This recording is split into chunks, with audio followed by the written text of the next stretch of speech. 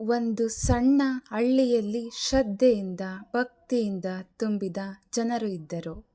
ಹಳ್ಳಿಯ ಹೊರಭಾಗದಲ್ಲಿ ಒಂದು ಹಳೆಯ ದೇವಾಲಯವಿತ್ತು. ಅಲ್ಲಿ ಒಂದು ಪ್ರಾಚೀನ ದೇವಾದೇವಿ ಮೂರ್ತಿ ಇತ್ತು. ಹಳ್ಳಿ ಜನರು ಪ್ರತಿದಿನವೂ ಪೂಜೆ ಮಾಡುತ್ತಿದ್ದರು. ಹಳ್ಳಿ ಜನರು ಪ್ರತಿದಿನ ಪೂಜೆ ಪುನಸ್ಕಾರ ಮಾಡುತ್ತಿದ್ದರು.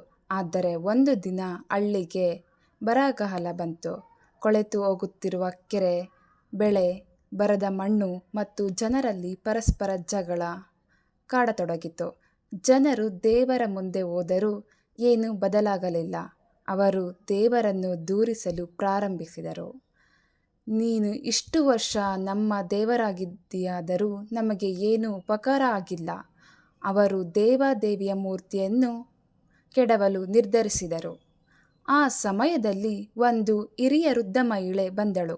ಅವಳು ಎಲ್ಲ ಕೇಳಿದಳು ಮತ್ತು ಹೇಳಿದಳು, ದೇವರು ಎಂದರೆ ಬಾಹ್ಯ ಮೂರ್ತಿಯಲ್ಲ, ದೇವರು ನಿಮ್ಮ ಒಳಗಿದೆ. ನಿಮ್ಮ ದಯೆ, ಸಹಾನುಭೂತಿ, ನೀತಿ, ಶ್ರಮ ಮತ್ತು ಒಗ್ಗಟ್ಟಿನಲ್ಲಿ. ಅವಳು ಮುಂದುವರೆದು ಹೇಳಿದಳು, ನೀವು ದೇವಾಲಯ ಕಟ್ಟಿದರೆ ಸಾಕಾಗಲ್ಲ, ನೀವು ದೇವತ್ವವನ್ನು ಜೀವನದಲ್ಲಿ ಅಳವಡಿಸಬೇಕು. ಅಂತೆಯೇ ಜನರಿಗೆ ಅರಿವಾಯಿತು.